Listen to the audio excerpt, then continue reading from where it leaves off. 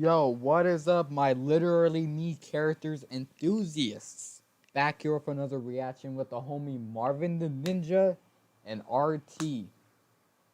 What's good?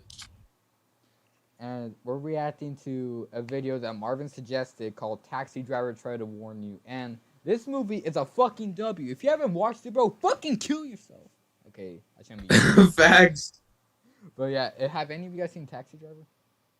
Yeah, it's really good. Facts. Have you seen it, RJ?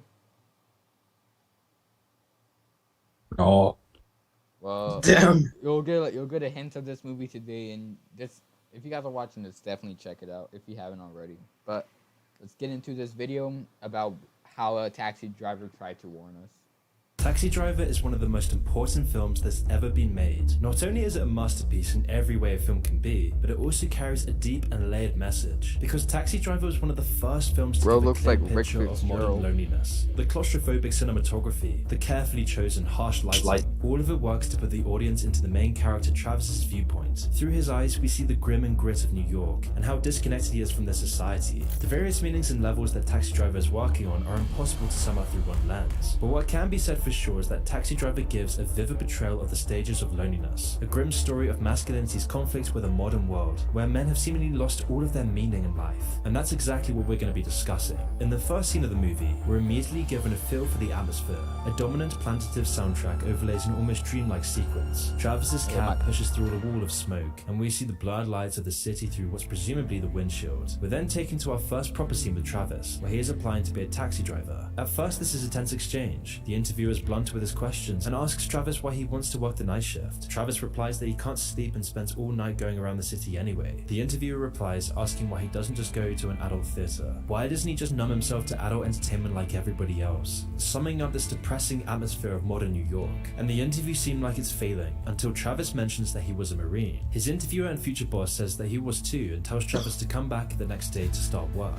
And this scene is important because it gives us a first picture of who Travis really is. He's a loner with little educational family. He's someone who served for his country, a hardened veteran who's now being punished by the society that he fought so hard to protect, clearly suffering from insomnia, paranoia, and a whole host of other mental issues. In the next scene we see Travis's apartment. It's run down and grotty, just like the other parts of New York. And it's here where we hear the contents of Travis's diary, which shows he's now well into his taxi job and apparently works long shifts nearly every night. During this scene, we see the people of New York at night from Travis's perspective, as he monologues about them being animals, sick, venal, and scum. He even talks wistfully about a rain that will come to wash them off at the streets. His disdain for his customers is palpable. All the animals come out at night.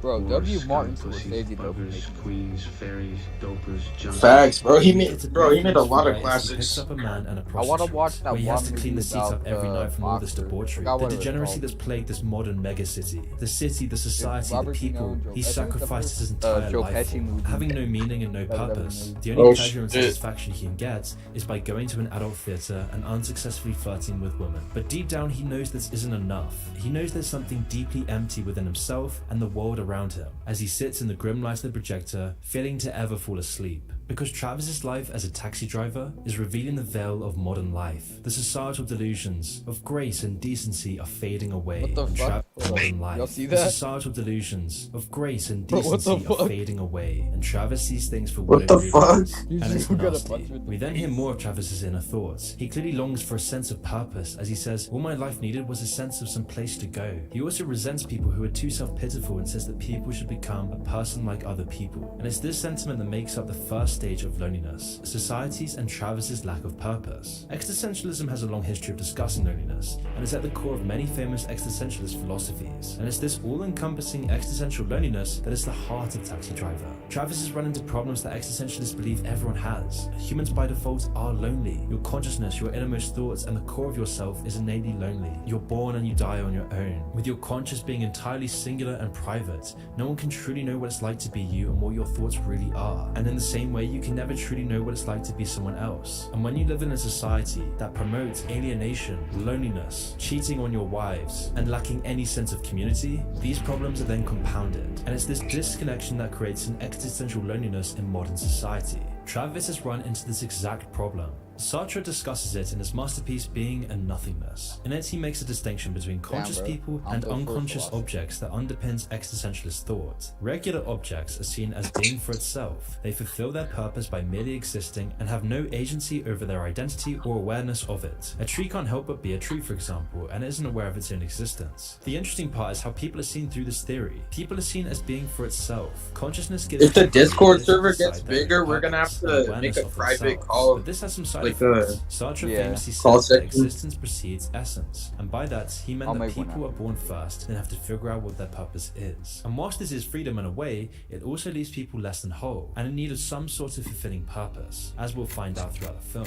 And as a result of this, your consciousness, your innermost thoughts, and the core of yourself is innately lonely. This is because consciousness is entirely singular and private. No one can truly know what it's like to be you and what your thoughts are. Thus, your purpose in life, the meaning, the fulfillment that you take from life, is all determined by you and only you. And because no one ever truly knows what it's like to be someone else, this necessary disconnection from Travis each other is Bickle. what creates an existential need to be complete. And the most logical way that people achieve this is through meaningful relationships. But Travis doesn't have these. He often comes across as awkward and doesn't have close friends or family to express himself to. Instead, his only identity is being a taxi driver. The purpose he once had, fighting for his country in the brutal Vietnam War, sacrificing his body, his mind, his soul, all for the betterment of the society that he war was lives in, fucking brutal. now no longer exists. Bro, That purpose I'm has been writing stripped a back game from him. about And this that's why war. Travis, like more and Shit more I've people seen, bro, today, it's lacks fucking any meaningful sad. connections with the people around him, because there is no binding spirit connecting him with a greater purpose. And this has left him starving for something to give his It life makes sense some for sort why of Travis- purpose, so he can be a person like other people. But instead, he's left by himself with his own thoughts and his awful environment. As we'll find out across the rest of the movie, his attempts to find meaning will often be thwarted by what he's picked up from his environment. In the next scene in the movie, we see the first object of Travis's longing,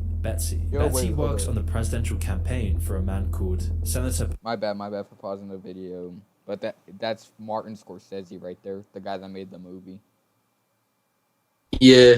Travis's longing, I've Betsy. seen that, Betsy like, in works on the video. presidential campaign But for a I man kind of called recognize that Senator guy. Palantine. She's introduced wearing white, the color of purity, and Travis immediately sees her as somehow above the rest of the world. It's seemingly love at first sight. She's a ray of light in Travis's dark, bleak life, a symbol of how his life could be better. Betsy then only notices Travis when she catches him staring at her. Bro, Just by why looks does he alone, take her to a Travis is fucking in porno? and I know, bro. When I seen that scene, bro, I was like, bro, what the fuck, Travis, bro? I know you served in the war, bro. I shouldn't be yelling, but I know you served in the war, G.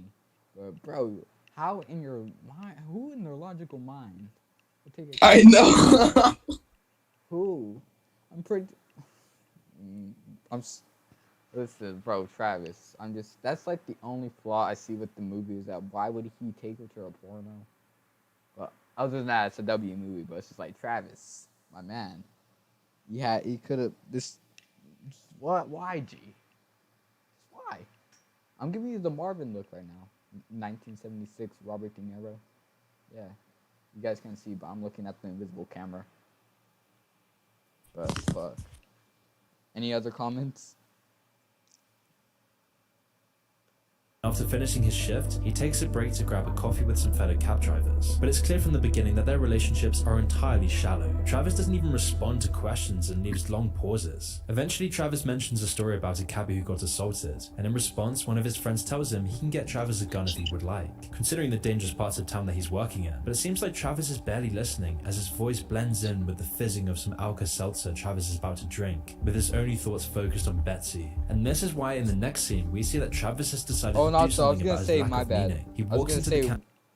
why was he staring at her like that? And that's when she was when Betsy was working in the fucking whatever, and he was just staring at her from the taxi cab and just drinking a soda. That was also weird too. I know. Like I was like, Oh God. I was just like, Travis, my man, just go up to her, bro. You don't have to be like fucking Jared from Subway type of shit. You don't have to be R. Kelly, man. Don't be R. Kelly. Don't. Don't be the 70s. Just don't be the 70s version, man. Campaign office and asked to volunteer, but it's just a pretense to talk to Betsy. Oh, wait, I But to forgot- Travis's why credit, is this it a starts to movie? Should've done work. it Travis earlier. is confident and upfront, making the bold accusation that Betsy is lonely and needs a meaningful connection in her life. And because Betsy, like everyone else in postmodern New York, feels this way, Betsy realizes that Travis is tapping into the subconscious disconnection that's felt by everyone. And so they agree to a first date at a coffee shop, in the first truly meaningful conversation of the movie. At this point, it seems like Travis might have to find an answer to what he needs. Just finding another person who shares his existential situation presents itself as a possible cure for his loneliness. But as we find out, his emptiness stretches far above loneliness. As they go on their first date, Travis tries to relate to Betsy's problems. I don't believe I've ever met anyone quite like you. Betsy is taken aback by how open and forward Travis is, but she agrees with the feeling and agrees to a second date. She knows that Travis understands her full consciousness. He's tapping into the unspoken. However, it isn't all great, as Betsy mentions to Travis that he reminds her of a song, as Travis is clearly a walking contradiction, and the following events will only prove it right. But it's in this part of the film where Travis begins his second stage of existential loneliness. He's desperately trying to fill the hole by attaching himself to Betsy and deciding that she's the answer to all of his problems. But his thoughts about her aren't conducive to building such a relationship. Instead, he has placed her on a pedestal, an object of affection and beauty far above everyone else. By being with her, he'll be complete. The emptiness, the dreariness, the degeneracy of his life will fade away in the light of her presence. He completely idealizes her, placing her in contrast to his dark and gritty environment. In this way, Travis was a dark prediction for millions of men today, with all these men living these dreary, horrible, unpurposeful lives. Lives of quiet desperation that are just doomed to fall into the same patterns as Travis. And I'm not just talking about incels. The real problem lies with how masculinity is treated in the modern world. For millions of years, men and women had one real purpose: protecting and growing their family structure and their community. They were born into a close-knit environment where they would make meaningful connections and find meaning through preserving and protecting them. They would have culture, they would have traditions, they would always feel alive. The word suicide didn't even exist, but today, millions of men are born into fractured families and often find themselves alone in the world, with almost no real friends, no one to express themselves to, seeing all these people in these giant megacities, but feeling completely detached from everyone they pass, with nobody to protect or love, with nobody to communicate, to converse with no one to find a deep spiritual connection with. Men are now finding their lives to be empty of meaning and have absolutely no outlet for their masculinity. Facts. Facts. Facts. I'm not saying like facts because it's relatable. It's just facts because, bro, there are so many bros I know that are just like lonely like this, and they're always on the internet like this 24/7. I'm pretty sure y'all know people like this. Hell, I'm pretty sure me, Marvin, and RJ know someone that's like this, bro. We probably Yeah. So it's just like, bro, what the fuck? But facts, like, man, low key, like Marvin, bro, if you guys don't watch Marvin streams, please. But he always preaches about like how men should be acting right and how they should be getting their mindset into the right place, because if you're someone like that, you won't be in a situation like this. Facts. Instead, this is repressed at schools, repressed in the media, repressed by the twisted societal customs, and this process often leaves them lacking in any social skills as a result of their increased isolation. And this is why men are latching onto phantoms, overlaying qualities onto random women and creating an illusion of meaningful connection. And when this collides with reality, the consequences can be awful for everyone involved. In this way, Travis has begun pursuing Betsy as an answer to his problems. He wants a meaningful connection and is desperate to relate to what Betsy has seen in him. Travis buys and listens to the songs that Betsy talks about, and also gains a new interest in the political candidate she works for. But all of this seems for nothing as their next date goes incredibly poorly. Travis, who seems like he doesn't know any better, tries to take Betsy to an adult theater on their first proper date, and she leaves only after a minute. And we next see Travis leaving her messages on the phone and sending her flowers despite her rejection. Listen, I'm Bruh. sorry about the other night. I didn't know that was the way you felt about it. Travis is anxious. Travis Bickle, but man, you shouldn't be sipping, bro. His Facts, purpose bro. is fading. The emptiness is crawling back. He even goes to work to confront her, but it seems like he's done putting her on a pedestal, instead telling her plainly, You're like the rest of them. and later writes in his diary that she's just as cold and distant like all the other people. Travis's mental state seems to take a turn for the worse. However, later that night, he picks up a man who seems much more deranged than he. The man makes Travis pull over and tells him that his wife is cheating on him in the building they're parked outside. He tells Travis that he's got Bro, if you know what happens in the scene, bro, you know what he said in the scene, you know. a Wait. gun and he's gonna kill his. I'm almost saying he drops the hard R in this scene. Martin Scorsese, Damn. the guy who wrote Goodfellas. Wife. Good fellas. With a 44 Magnum pistol. I have a 44 Magnum pistol. I'm gonna kill her with that gun. He talks about his 44 Magnum and its gruesome effects, with this just being yet another sick encounter for Travis, further confirming his resentment towards the world around him. Travis's slow response and general apathy towards the murder just shows how truly disconnected from the world he is. And in the next scene, Travis doesn't even mention this. It's just part and parcel of living in New York, where no one cares for each other, where it's normal to cheat on your wives, and where no one feels any affinity to their common man. And this is why Travis starts to become more and more deranged, as we see in his apartment where he's eating white bread, milk, and what looks like brandy. It's all this built-up resentment and Travis's lack of purpose that has sent him to rock bottom. He's numbing himself with instant gratification, and while he eats, he watches a speech by Palantine in silence, filled with resentment and hate. And we see this in Travis's diary, where he just wallows in self-pity and anger at his rejection and his place in the world. The days move along with regularity, over and over, one day indistinguishable from the next, a long, continuous chain. But as this resentment reaches its breaking point, he decides that he's gonna change. He's gonna use this hatred, this anger, this energy towards transforming his life. And this is the turning point in the movie, where Travis' new purpose takes hold. But before I continue, I want to shout out today's sponsor, Bro, no, refer I to don't lads, care lord, about your lord or lady, and see the exact location or lady on credit. Plant a tree with a deforestation title pack using, and so depending on a gift. Facts. Fuck your sponsor, Additionally, bro. Travis starts by buying a so go to establishedtitles.com/. Bro, use complex 20. Wait, use complex 40 for 40% off on your Facts, bro. We got that G Fuel sponsor. on your Realm coins on that one game. I don't know what it was called. Black Mirror. Outbreak Shadow Legends. Travis starts by buying a gun from a shady salesman. He first mentions the 44 Magnum, mirroring what the deranged man from before had talked about earlier, eventually buying 4 guns from the man. But this is just the beginning of Travis's transformation. He begins working out at home, doing push-ups and using free weights. He vows to cut out junk food and the pills he takes. There will be no more pills, there will be no more bad food, no more destroyers of my body. He's not going to numb himself anymore. He's going to face all the emotions he feels raw. He even holds his fist over an open flame, practicing his resistance to pain and discomfort. And when he's not working with his body and mind, he's spending his time at the gun range training his aim. It's clear that he's preparing for something. But before we find out That's what it is, all of we us need to need talk to about do what just every happened. day. Because this transformation process is the 3rd stage of loneliness. It all comes from resentment. Bro, but he's using his resentment for good. He's working out. He's Facts, becoming a bro. man. He's taking care of himself. Yeah, like that. Yeah, and he's not popping pills anymore. From what I'm seeing, he's not drinking beer. He's not. He said no more bad food. What's the problem? Facts. If y'all want to be happy, bro, then have a good diet, work out every day. You know what I'm saying? Facts. I do push-ups every day, but I'm trying to get like my muscle like lean back up.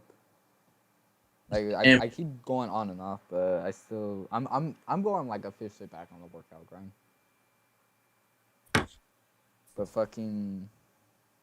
But yeah, he's taking care of himself. Just W. Travis was already resentful before he even met Betsy. He And resented the world he lived in, the people he saw every day, and the fact that no one treated him like a real person. He felt more and more atomized. The country he fought so hard to protect had rejected him and threw him to the streets. There was no common purpose or community with his fellow man. He was detached from everyone he saw. And this is one of the reasons that Travis still wears his military clothing. It's almost like he's mourning his loss of purpose by clinging to his lost identity. And all of this has been compounded by Betsy's rejection of him. What seemed like an answer to his purposeless life had just slapped him round the face. And for a long time, this leaves Travis in a depressive state. Travis's exercise routine and his discipline gives his life a new purpose. It lets him channel all the energy he has from his insomnia and his dark thoughts. And it's through this structure that Travis actually finds fulfillment. And this is one of the key stages out of his existential loneliness. As Sartre said, man must find purpose by himself. And now that Travis has found it, he can finally find meaning in his life. Although this is a double-edged sword, it all depends on the purpose. If Travis had decided to better himself, on a new purpose that helps the people around him, that connects him to the society that he lives in, it might have actually worked. An end goal that doesn't involve violence or letting out resentment on other people is key. But unfortunately, we'll find out that Travis's new purpose isn't any more healthy than his aimless resentment. In fact, it's working towards this purpose that is a key step in Travis's mental anguish affecting other people. Travis's negative experiences have not only fueled his resentment, but they've also impacted his ability to find a purpose. His life has been so negative that he can only find purpose in destroying what he thinks caused his pain. And that's why the following section of the movie is a warning. a warning about modern societies that don't give men purpose, as without it, these men are often left with nothing but anger. When a generation of atomized men with no attachment to the culture around them burgeons, men's purpose becomes to burn said culture to feel its warmth. And we can see that in Travis's newfound purpose, with his first plan being to assassinate Palatine. The senator is already synonymous in Travis's mind with Betsy. She held him in high regard, devoting her career to furthering his. So Travis's plan to kill him is generally a plan to destroy the idea of Betsy. He stakes out a campaign rally and talks to a Secret Service agent in preparation. And this is followed by possibly the most famous scene in the movie. Travis talks to his reflection as he points the gun at the mirror, saying the iconic words, Yeah. Bro, just clearly like how that. far down the rabbit hole of loneliness Travis has gone. And later on, Bro's we just see like Travis me, bro. talking to a relatively new character. He's a pimp called Sport, hard and to Travis has tell. taken an interest in a child that he's been pimping. Travis pays the pimp and follows the girl up to an apartment. He finds out the girl is called Iris, and it's been clear that he's been pining her after a while. Earlier in the movie, Iris had gotten into Travis' cab and asked him to get her out of there, but then the pimp pulled her out and threw Travis some money. And ever since, Travis had been building up a new way out of his existential loneliness by imagining himself as a savior for the girl. But when Travis eventually tells her that he's there to help her, she doesn't seem to want any help. However, they seem to like each other, and so they agree to meet up again. And when they meet, Travis tells her to go back to her parents, but Iris doesn't like the idea. And this prompts Travis to begin talking about how much he hates Sports, the pimp, and what scum he truly is. It seems like Travis's anger and resentment are redirecting yet again, this time towards Sport. And this forms the second part of Travis's plan, to kill Sport as well as Palatine. And to begin this plan, Travis starts preparing himself, getting his weapons ready. He cuts his hair into a mohawk and puts on his army uniform. Bro, This it's represents like the Vietnam War, where soldiers who were going on fucking suicide whatever, missions man. would cut their hair in the same way, as it's clear that Travis doesn't have any plans on escaping. And as Palatine descends the stage and walks through the crowd, Travis moves over, holding his gun under his Big jacket. rich However, general. the Secret Service agent that Travis talked to from before spots him and tells the other security personnel. Travis quickly notices this and runs, only narrowly escaping. And so with his first goal Damn. dashed on the Bro, rocks, bro, Travis run. instead moves onto his second plan, only narrowly It's a escaping. low-key put, And like, so with his on first the goal top of the dashed on the bed. rocks, Travis instead moves onto his second plan, saving Iris. This is Travis's chance to do something virtuous once again, something to get back at all the scum, to burn down the degeneracy in his city and feel its warmth. So he takes his gun, kills Sport, and then heads into the apartment. And one of the shoots can only be described as a chaotic and bloody Bro, fight. blow this After the gunfight is over, Travis emerges victorious, although gravely wounded. When the police finally show up, he's sitting on a couch, covered in blood, as a terrified Iris cowers in the corner. But it turned out this mission wasn't a suicide mission after all, as Travis makes a full recovery. And when he gets out of the hospital, he finds out that he's become a hero, a modern cowboy who battled with gangsters. He even gets a letter from Iris's parents, who thank him for what he did, and tell him that Iris is safe at home. Everything seems like it's gone perfectly. His purpose was fulfilled. Travis has become victorious and done something to tackle the degeneracy plaguing his city. And Travis even has a chance to see Betsy once again, who shows up in his cab. It seems like Travis might have finally found peace, the emptiness is dissolved, and a meaningful life ensues. But as the film comes to an end, and Travis drives off into the night, we see him adjust his mirror and his eyes light up in rage once again. It seems like nothing has changed after all for Travis, who still holds onto the anger and resentment inside of him. And that's what's so depressing about this film. The ending of Taxi Driver shows us that this cycle of loneliness can go on repeatedly, and the chain never stops. Because Travis's purpose was short-sighted and violent.